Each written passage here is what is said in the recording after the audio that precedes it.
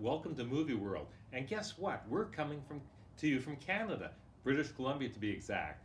Our next movie is actually a Canadian movie that was supposed to get into theaters at the end of 2019, but because of the COVID virus, it was shelved naturally as no movies are being released. Instead, you can watch this movie on video on demand or catch the DVD. The movie is called Disappearance at Clifton Hill, Canadian-made movie. And you know what? It's kind of nice. It's a suspense thriller. Let me tell you a little bit about this story.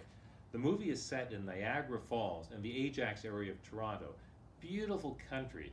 What happens is a family are on a normal outing by the lake, waterfront, just another day at the park, but the young girl decides that she's going to go off on her own, and she accidentally sees what may be an abduction of a young boy, a child.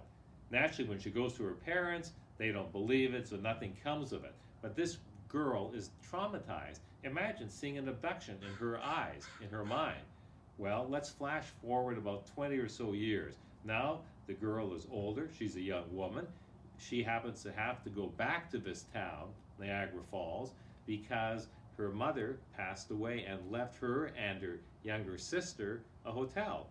That's why she goes back to this town.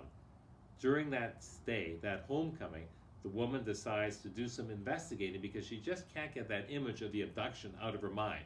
This sets off a chain of events where she investigates, sort of like a Columbo-type sleuth, and things get crazier by the day. Good movie, good suspense, quirky characters, and it keeps you guessing. This isn't one of those thrilling slasher-type suspense every second type of films, but it does grow on you because you keep on guessing what did happen. Did that boy, that young child, actually get abducted against his will? Good movie. The movie is directed and co-written by Albert Shen, who's a very fine up-and-coming director.